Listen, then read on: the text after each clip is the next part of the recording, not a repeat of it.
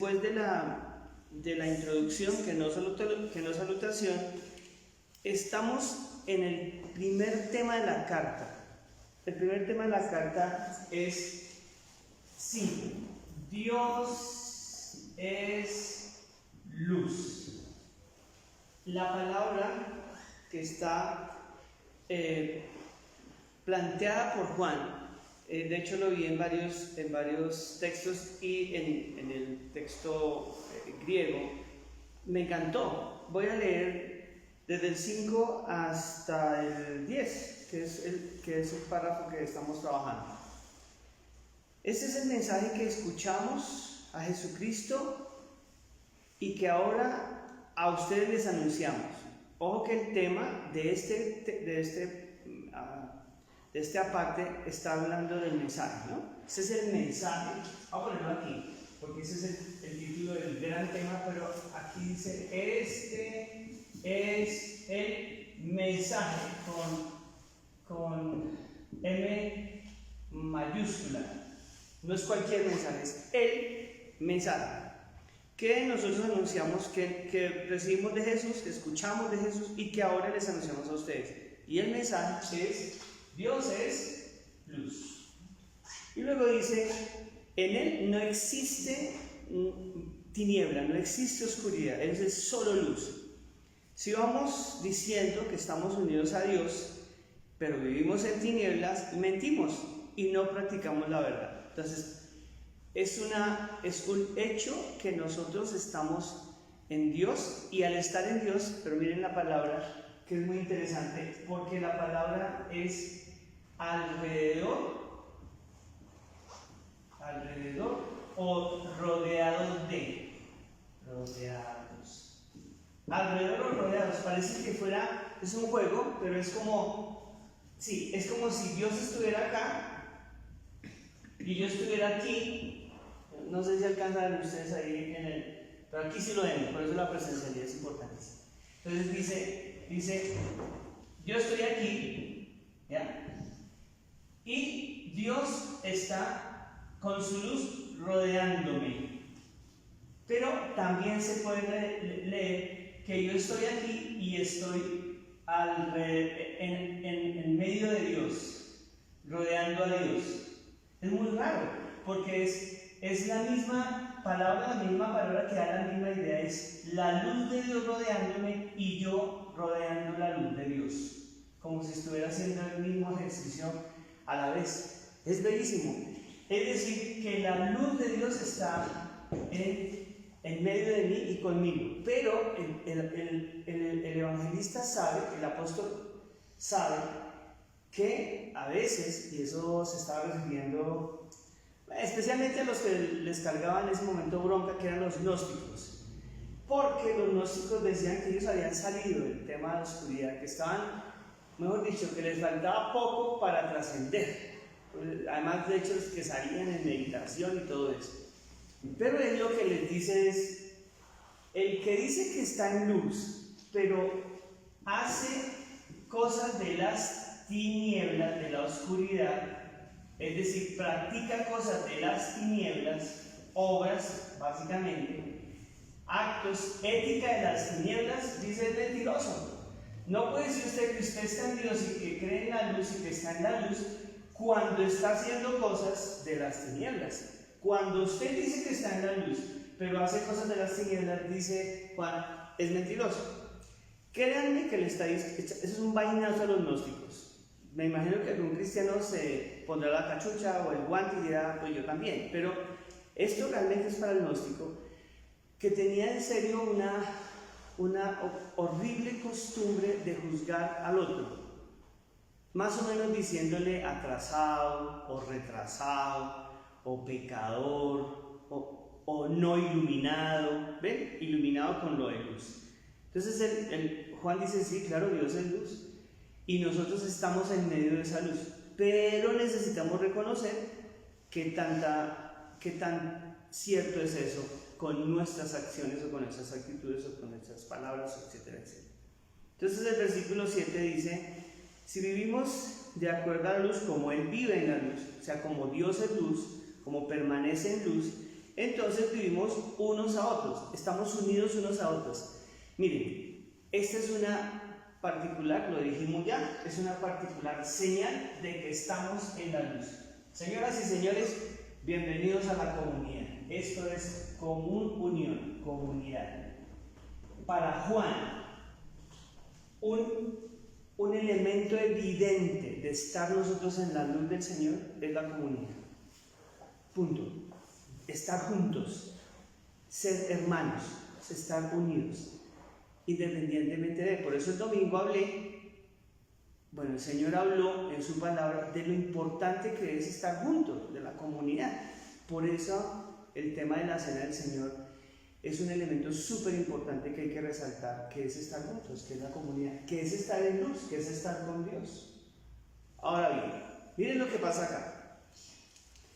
Dice, versículo 7, entonces vivimos unidos unos a otros, estamos en comunión. Y miren lo que aparece acá, y dice, y la sangre de Jesús, aquí dice la muerte, y la sangre de Jesucristo nos limpia de todo pecado. Entonces uno se pregunta, bueno, ¿por qué apareció este tema acá? Porque aparentemente lo que está sucediendo aquí es que acá aparece el tema de redención, o sea, de salvación por sangre o por redención, y porque está clarito que el término que utiliza es sangre, revisado o recontrarrevisado. Él dice, y la sangre de Jesús nos limpia de todo pecado. Pero ya comenzamos a corregir,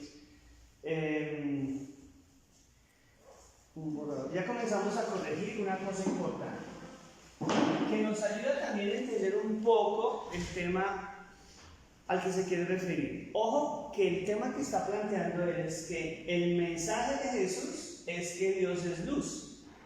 Entonces, ustedes que les gusta escribir artículos y que les gusta escribir poesía y todo eso, siempre que va a escribir usted algún tema, pues el tema central siempre tiene que estar rodeado por los subtemas. Y el tema central de Dios es luz, y ese es el mensaje del Señor, en este caso, en este planteamiento puntual de Juan. Por eso es importante que revisemos esto, porque él dice, y la sangre de Jesús, o la sangre de Cristo, la literalidad de la traducción debería ser, nos está limpiando. O sea, no dice nos limpia como si fuera un pasado, no, es un presente permanente, progresivo, nos está limpiando. Tenga cuidado, porque él dice, y la sangre de Jesucristo nos está limpiando, o purificando también. Es interesante. ¿De qué? Y él dice, de todo pecado. O sea, aquí vamos a mirar. Entonces, vamos a borrar un momentico esto para que identifiquemos una cosa que es muy judía. Esto sí es desde el judaísmo y también respondiendo a los señores gnósticos. ¿Qué es la sangre para los judíos? Entonces, la sangre para los judíos no es el líquido, no es el líquido que pasa por las venas. No. Y esto fue un gran error. Después, sobre todo a partir de Pablo, que ni siquiera fue tanto Pablo, sino la patrística, los padres apostólicos, y es que esto significa nada más ni nada menos que vida. Y cuando se habla de sangre, se habla de la vida. Por eso, el judío, hasta hoy, tiene prohibido comer sangre, tomar sangre. Porque tomar sangre significa tomar la vida del otro. Y en ese sentido, para ellos sería homicidio. Entonces, por eso, todas esas cosas kosher, que se llaman, primero, no hay sacrificio con dolor y no se ingiere sangre. ¿Por qué? Porque para ellos es la vida. Y en la vida es muy interesante porque en la en la estructura del pensamiento judío, en la vida, acuérdense que esto es una corrección del Evangelio al principio que tienen los judíos de Dios. En la vida para ellos, la vida, está el bien y está el mal. ¿Ya? En ese sentido, está la luz y está la oscuridad. Ojo, no en Dios, que es lo que está planteando Juan. Él dice, la vida, la sangre, es el bien y el mal, aquí está. Pero nosotros estamos en la luz. Como nosotros estamos en la luz, significa que no deberíamos tener pecado, porque el pecado es de la oscuridad. ¿Ya? Pero sin embargo, Juan dice lo siguiente. Déjenme terminar el pedacito. Dice, y la sangre de Jesús nos está limpiando de todo pecado. ¿Qué es lo que está diciendo el apóstol? Yo quiero que ustedes recuerden que nosotros somos vida, somos humanos, somos pecadores. Y el pecado está relacionado con la oscuridad. Por eso les digo a los gnósticos, si ustedes dicen que están en la luz, pero practican el pecado, ustedes son mentirosos. Pero los cristianos y a nosotros nos dicen, miren, sí es cierto, nosotros también tenemos pecado. Pero la luz es el mensaje de Cristo, su mensaje, porque está en la vida de Cristo, nos está limpiando. ¿A qué se les parece eso? Se les parece a Pedro. ¿Se acuerdan? Pedro en su primera carta dice, también habla de la sangre, pero cuando él amplía el tema dice, por el lavacro de su sangre, pero luego dice, por la palabra del Señor que nos purifica. Entonces, los dos tienen la misma línea, están en el mismo momento. Todavía la iglesia no ha entrado a ese, no voy a decir oscuro, pero a ese sendero raro del énfasis en la redención por sangre, que es muy de la línea judaizante del acto del Señor, de la obra del Señor. Aquí ellos están diciendo los dos que lo que nos purifica y nos limpia de pecado no es un líquido que se derramó, no, es un mensaje que se predicó por Jesús y que ellos están anunciando, porque la luz del Señor nos está limpiando de oscuridad. Eso es práctico, es decir, que en la medida en que ese mensaje entra en mi ser y me purifica, yo soy más de la luz que de la oscuridad, porque la oscuridad me invita a expresar, vivir en el pecado. O sea, el pecado aquí claramente es oscuridad. En Juan, el mensaje del Señor me va limpiando, por eso no me limpió, no me limpia, no, me está limpiando hasta hoy. O sea, ¿cuántas veces un mensaje del Señor a usted lo ha hecho corregir algo? ¿Cuántas veces un mensaje, un texto bíblico le ha hecho decir, en esto me estoy equivocando? Siento mucho estar haciendo esto. Es el mensaje que permanentemente nos limpia. Ese es el tema de la santificación, no de la justificación, de la santificación. Es decir, que yo progresivamente voy rodeándome más de luz, pero estoy en una vida que tiene unas condiciones de oscuridad y en un mundo que tiene unas condiciones de oscuridad que no puedo negar, porque si lo niego me alejo del mensaje, porque es que este mensaje es en contacto y es muy interesante porque el mensaje del Señor se opera en mi vida en medio de la comunidad. ¿Por qué? No sé, eso fue lo que él quiso. Por eso, en la cena del Señor, la palabra es central. Por eso, nosotros no somos católicos apostólicos romanos. Nosotros participamos de la cena para advertir que somos una iglesia que cree en el Señor y se ama, y que aprende y recibe de su mensaje y de su luz y se va limpiando con ese mensaje, que es su vida, ¿ya? Permanentemente. Por eso la respuesta que ustedes, señores evangélicos presbiterianos, deben decir al luterano, al anglicano, al ortodoxo y al católico apostólico romano. ¿Por qué ustedes no celebran la cena, la Eucaristía, sacrificio, cada domingo?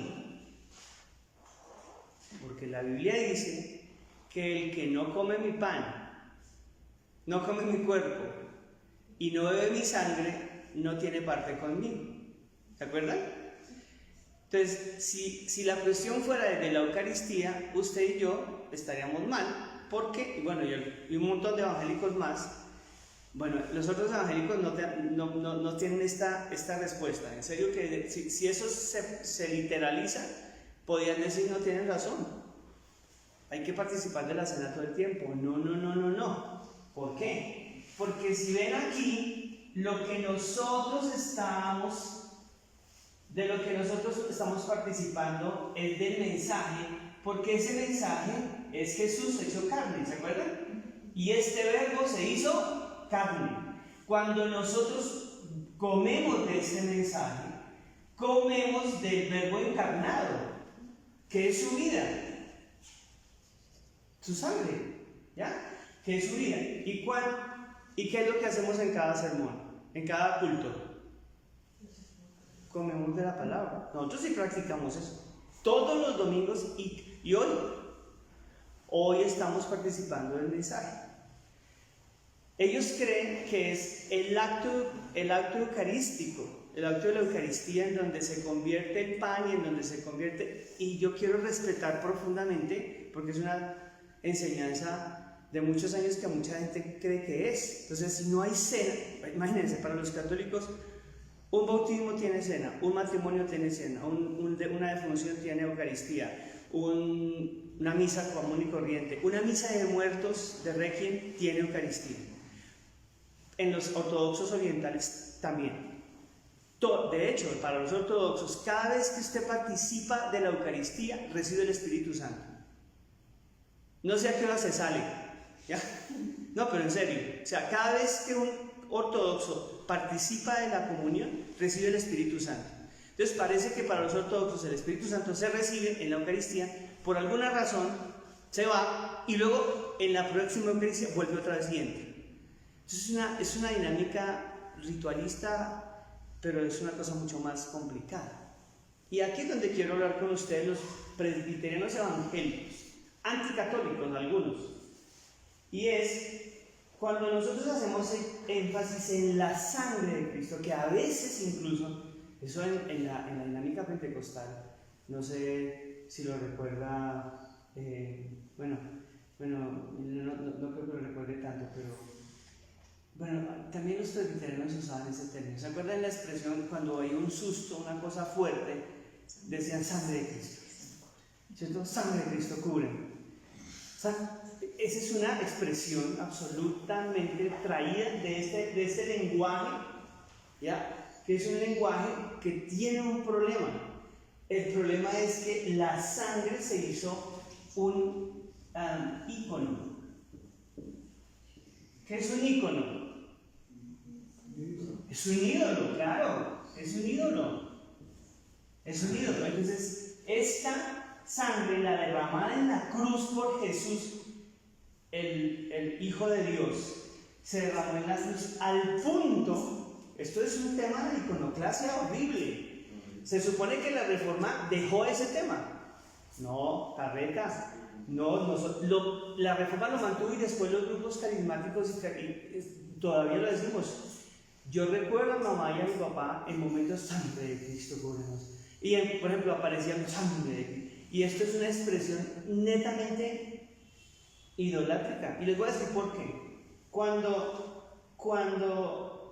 en el siglo XIII se hizo la segunda, no la primera, la segunda cruzada, imagínense lo que pasó.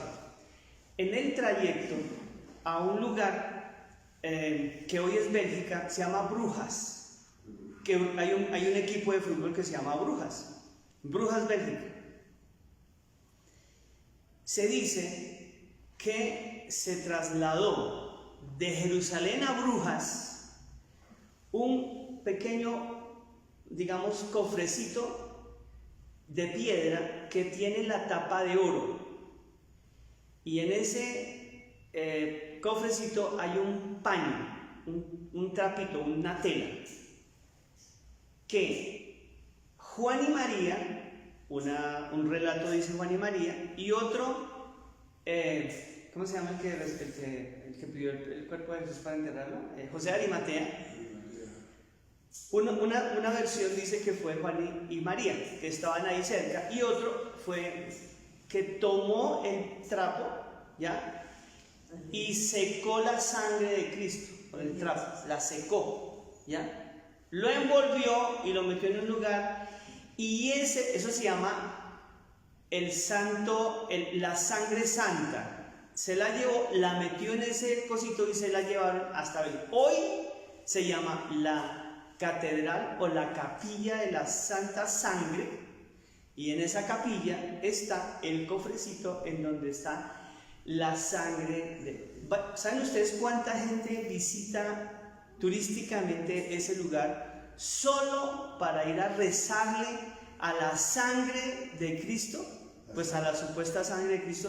Ese es un lugar turístico, sí, porque se supone que en la puñalada, en el lanzazo que le pegó el soldado a Jesús, cuando lo bajaron de la cruz y se lo entregaron a José de Arimatea rompió algo de su vestidura y se la puso en el costado y empapó eso, y eso lo guardó.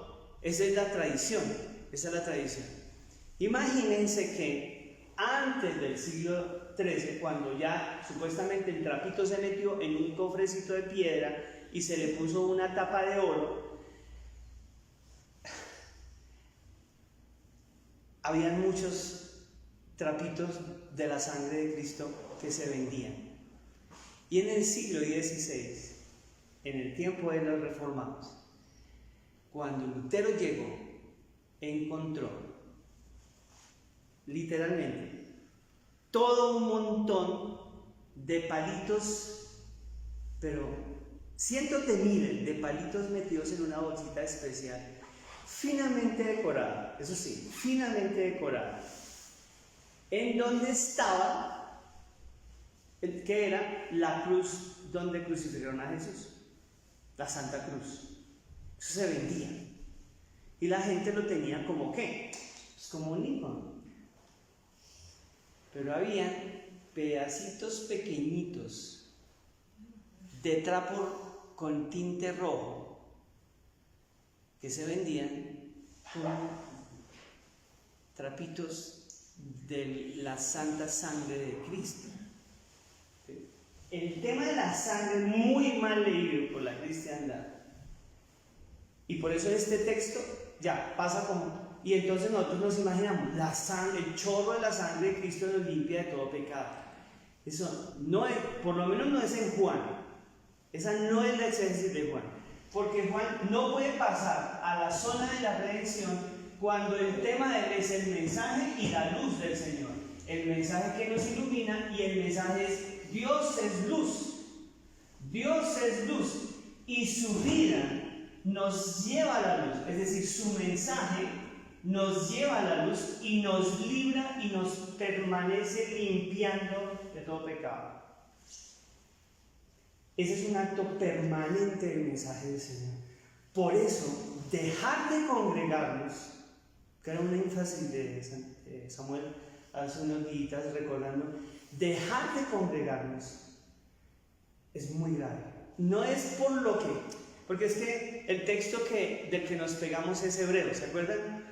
No dejéis de congregaros como algunos tienen por costumbre. ¿Y por qué? Si me parece mejor estar o no ir, pues porque es que en la dinámica comunitaria nosotros recibimos el mensaje que nos renueva y nos restaura y nos purifica y nos acerca más a la luz. Y ese es un acto permanente que hacemos en comunidad, señoritos y señoritas. En comunidad. ¿Por qué? Pues porque así quiso el Señor y punto. Eso es lo que hizo el Señor. He estado orando, pidiendo para que ustedes estén conmigo. ¿Cuánto he anhelado compartir con vosotros este pan? Entonces el pan, que es el cuerpo, y la sangre, que es la vida, representan no solamente la obra de ese cuerpo que fue crucificado, sino la obra de la vida, que es un mensaje. Y a ese mensaje es del que tenemos que permanentemente empaparnos. ¿Para qué? Pues para que nos limpie de todo pecado. Ojo, hay un esquema en el pecado, hay un pecado que fue derrotado por Jesús en su obra de amor y misericordia. Pero hay un pecado que está siendo limpio por la palabra del Señor. Si ustedes quieren, leemos ese texto en Pedro, para que ustedes vean que es bellísimo. Pedro está cerquita.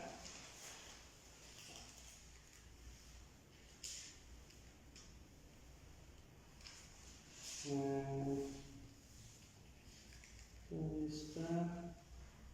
Ya, miren, el capítulo 1, muy parecido a lo que dice Juan.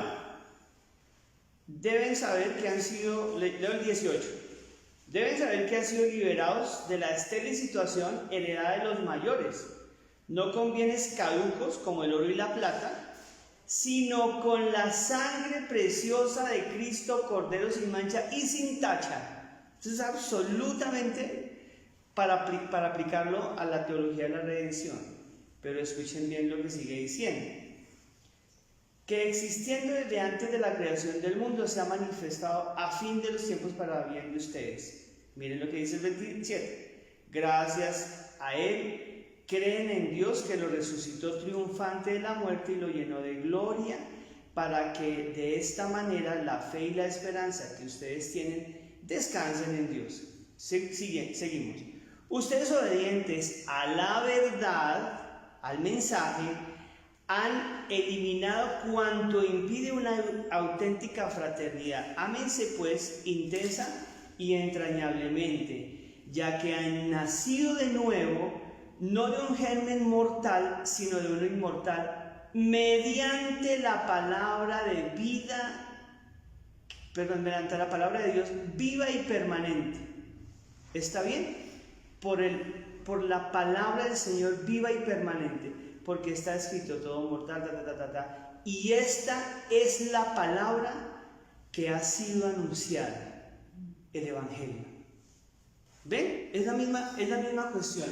¿Qué es lo que dice el apóstol? El apóstol dice, esa sangre, ese derramamiento, esa santísima sangre que vale mucho, no es más que el mensaje del Señor que nos renueva y nos purifica y nos limpia de todo pecado. Nos está limpiando. ¿Cuesta esto? Cuesta esto. ¿Saben por qué cuesta? Porque nuestra lectura de estos pasajes han sido así, han sido chuleados. Pero perdemos mucha fuerza en lo que realmente tiene que ver con la obra y la vida de nuestro Señor Jesús. ¿Listín? Termino con esto y el próximo miércoles hacemos un poquito más de énfasis y escucho preguntas de ustedes aquí o allá en el chat. Esto se ha convertido en una clasecita chiquitita. A mí me gusta este escenario. Saben que a mí me gusta más enseñar que predicar. Pues enseñar, pues compartir un poco más en la dinámica pedagógica.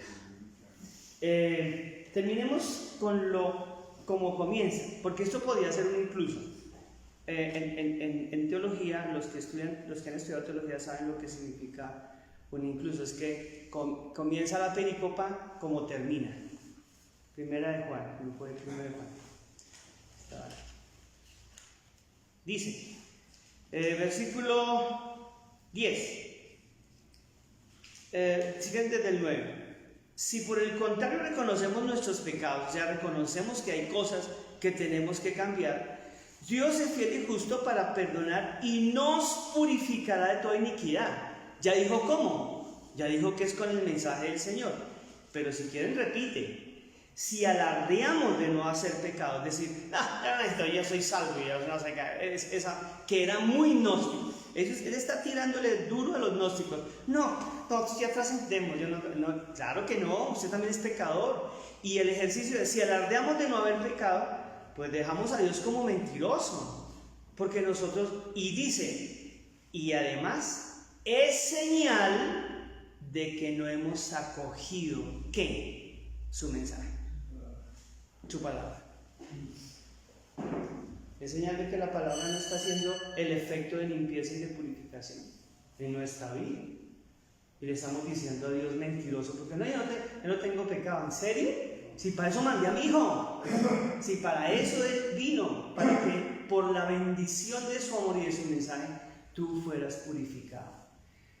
¿Por qué es tan importante esto que acabo de decir? Porque a veces nosotros corremos el riesgo de entrar en el ámbito de la idolatría con puntuales íconos que no representan para la cristiandad del Evangelio. Nada. Hacer de la cruz, de la sangre, del sudario, de la corona de espinas, es la mercantilización del Señor. Y demeritamos lo que realmente es importante, su mensaje que llena, que cambia, que transforma, que ilumina, porque es el mensaje que está contenido en Dios es luz y en Él no hay tinieblas ni sombra. Y ustedes saben que si hay algo tenebroso y oscuro en la idolatría, y es la iconoclasia. Vayan a San Francisco, métanse ahí, métanse un ratito, no sé si tienen que ir oraditos. Váyanse, métanse a la iglesia de San Francisco aquí, ustedes viven cerquita. Entren y salgan. Y notarán ustedes el ambiente espiritual, con todo el respeto por mis bellos hermanos católicos que se unen a este grupo, pero también otras religiones, porque no solamente los grupos cristianos, algún grupo cristiano es muy de imágenes, sino otras religiones también muy de las imágenes. Pero las imágenes es una confesión crítica de una crisis de fe. ¿Ya? Siempre. Por eso Pablo lo dijo, por Dios, nosotros vivimos y somos por fe y no por vista.